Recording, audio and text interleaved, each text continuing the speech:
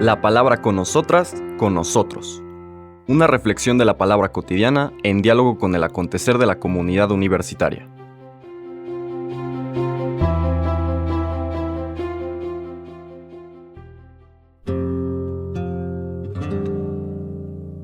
Hola, buenos días. Bienvenidas, bienvenidos a la palabra con nosotras, con nosotros. Hoy, martes 9 de mayo de la quinta semana de Pascua, seguimos profundizando en este texto, en este primer gran discurso de Jesús después de la última cena, en el capítulo 14. Y decíamos ayer que introduce, aunque ha estado presente desde luego en otras partes del Evangelio, pero profundiza en la figura del Paráclito. Esta figura nos va a acompañar a lo largo de los próximos capítulos. De hecho, el capítulo 16 prácticamente está dedicado a eso, a explicar este misterio. Vale la pena subrayar qué significa la palabra Paráclito. A ver, suele traducirse como abogado, el que apoya, el que nos sostiene, en fin. Literalmente, Paráclito quiere decir el que está parado a mi lado, a mi lado.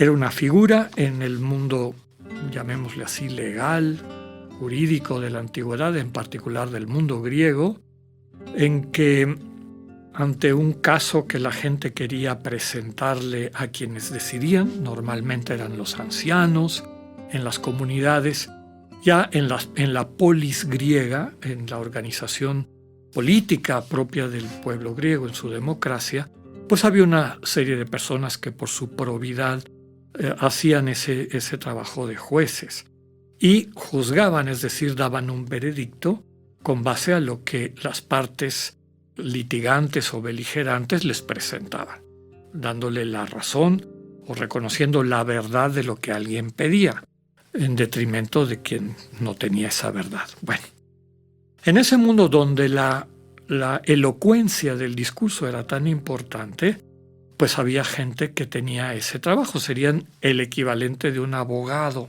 de hoy en día, ¿no? Es decir, alguien que oía el caso del cliente, de la persona a la que iba a acompañar, de quien iba a presentar su caso, y después con sus conocimientos, sus habilidades de expresión, es decir, discursivas, de retórica, pues presentaba ese caso mucho mejor que lo podía haber presentado el querellante, ¿no? La persona que quería que se le hiciera justicia. Entonces, se toma de alguna forma esta figura propia del mundo de la época y que todos los que escuchaban este texto entendían, y se le aplica a esta tercera persona de la Trinidad, este Espíritu, ¿no? El Espíritu Santo Paráclito.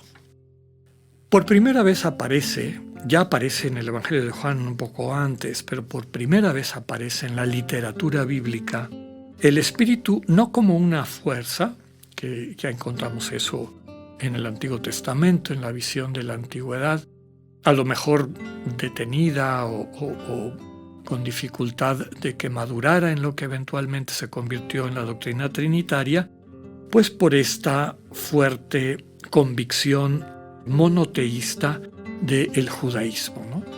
Entonces, cuando se habla del Espíritu en el Antiguo Testamento, se habla de una fuerza, de una manera como Dios se manifiesta en el mundo, etc. Pero es ya en la tradición cristiana, y yo diría en la experiencia cristiana de Dios, que este Espíritu toma no la figura de una fuerza, podríamos decir impersonal, aunque referida al Dios personal, sino en una persona en sí misma. Y lo iremos viendo a lo largo de estos discursos de Jesús en el Evangelio de Juan después de la última cena, que se presenta como persona. Y una persona que tiene su identidad como toda persona y tiene una misión, una manera de estar, de existir, como le queramos describir, y en particular una manera como se relaciona con nosotros y nosotras, con las criaturas. Bien, entonces se introduce en la lectura de ayer este Paráclito. El Señor, tratando de consolar a sus discípulos, les dice: es necesario que yo vuelva al Padre para que el Paráclito empiece a operar en sus vidas, ¿no? Esta tercera persona sea incluida y llegue a plenitud en el servicio, en la manera como se entrega para que el proyecto del Padre, el proyecto de todo el Dios trinitario, se convierta en realidad, se concrete. Hoy vamos a leer los versículos subsiguientes del 27 al 31, que forman parte del mismo discurso y por lo tanto los tenemos que ver en ese contexto, ¿no? Comentábamos que ayer terminamos con esa presentación del Paráclito, ¿no? Les he hablado de esto ahora que estoy con ustedes, pero el Paráclito, el Espíritu Santo que mi Padre les enviará en mi nombre, les enseñará todas las cosas y les recordará todo cuanto yo les he dicho. Inmediatamente después, el texto de hoy, versículos 27 al 31, dice: En aquel tiempo Jesús dijo a sus discípulos: La paz les dejo, mi paz les doy. No se la doy como la da el mundo. No pierdan la paz ni se acobarden. Me han oído decir: me voy, pero volveré a su lado. Si me amaran, se alegrarían de que me vaya al Padre, porque el Padre es más que yo. Se lo he dicho ahora antes de que suceda, para que cuando suceda, crean. Ya no hablaré muchas cosas con ustedes, porque se acerca el príncipe de este mundo. No es que él tenga poder sobre mí, pero es necesario que el mundo sepa que amo al Padre y que cumplo exactamente lo que el Padre me ha mandado. Palabra del Señor. En este contexto de estas, podemos decir, últimas enseñanzas, una especie de testamento espiritual del Señor Jesús a los discípulos, a quienes está dando este discurso, después de la última cena, en la víspera de su entrega en su pasión y muerte, pues vemos una serie de elementos importantes que les invita a que no pierdan de vista. Primero, la paz que Él les deja. Y hemos dicho que paz no solamente es ausencia de conflicto, esta paz, este shalom, se puede vivir en medio del conflicto. Y de lo que está hablando es de una armonía interna, es decir, de una capacidad de vinculación con el Dios vivo, que para quien lo acoge y se hace consciente, habita permanentemente en su corazón y desde el cual estamos invitados e invitadas a interactuar con el mundo en nuestra vida.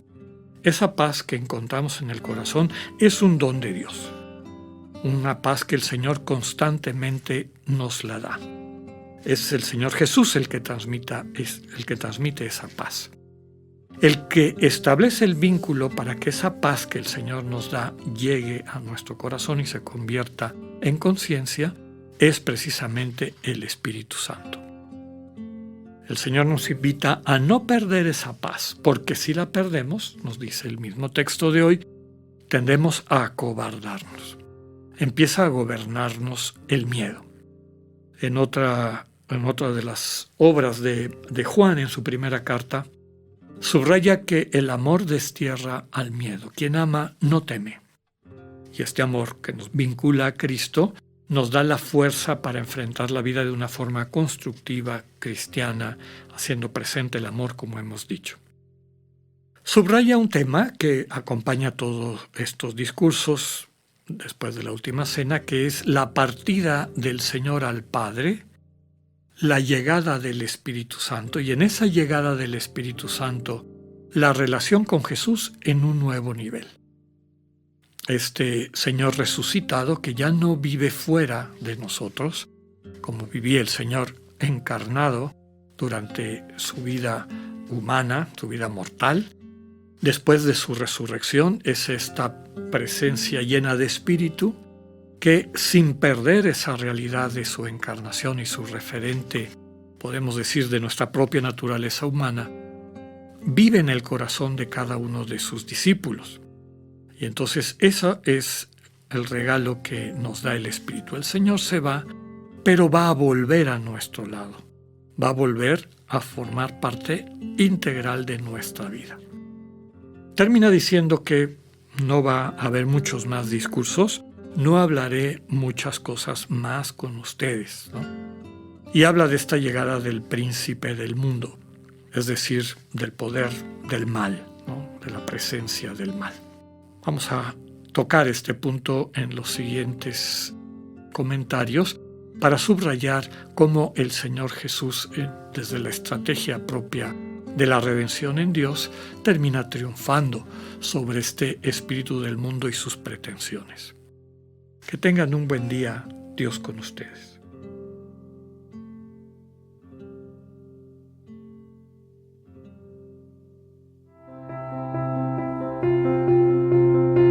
Acabamos de escuchar el mensaje del Padre Alexander Satirka. Escúchalo de lunes a viernes a las 8:45 de la mañana por radioiberoleon.com, a través de nuestra app gratuita para iOS y Android o por Spotify. Esta es una producción de Radio Ibero León en colaboración con el ITESO, Universidad Jesuita de Guadalajara.